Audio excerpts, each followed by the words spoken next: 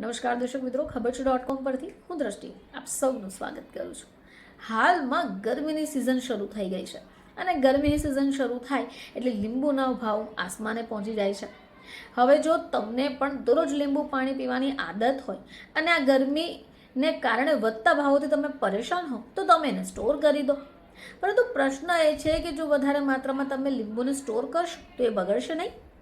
તો ઉનાળો શરૂ થાય એટલે લીંબુની ડિમાન્ડ વધે, હવે એના ભાવ વધે એટલે લોકો તેને સ્ટોર કરવાનું શરૂ કરે. પરંતુ જો તમે એને યોગ્ય રીતે સ્ટોર નથી કરતા તો બની શકે કે લીંબુ બગડી પણ જાય.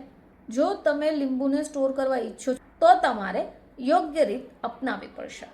હવે આવા સમયે જ્યારે સસ્તા લીંબુ હોય તો તેને ખરીદી લો.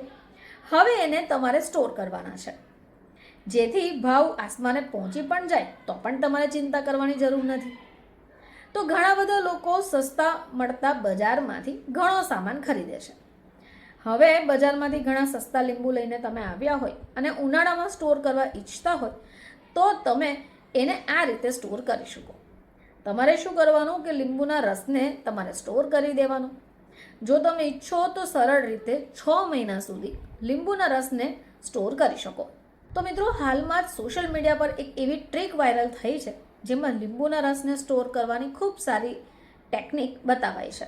તો ચાલો જાણીએ કે એ કઈ ટેકનિક છે. તો લીંબુ સ્ટોર કરવા માટે તમને લીંબુ અને આઈસ ટ્રેની જરૂર પડશે. જો તમે સસ્તા ભાવમાં ઘણા લીંબુ લઈને આવ્યા છો, લાંબા સમય સુધી આરામથી ફ્રીજમાં સ્ટોર કરવા ઈચ્છી રહ્યા છો, તો સૌથી પહેલાં ખરીદીને લીંબુ લઈ આવો અને એને સારા પાણી વડે ધોઈ કાઢો.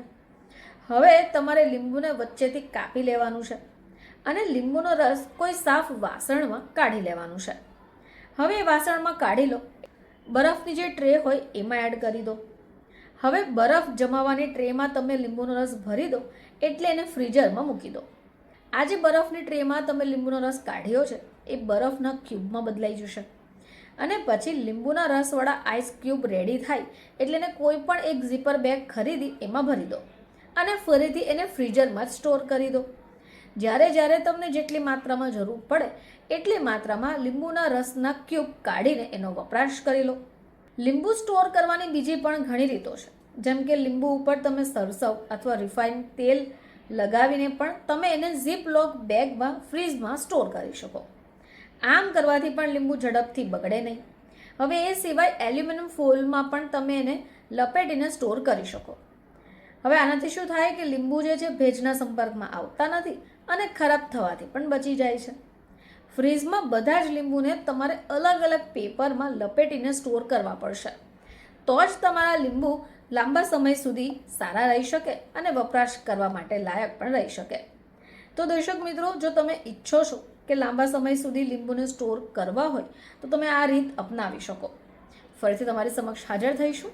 ત્યાં સુધી જોતા રહેજો ખબર છે .com.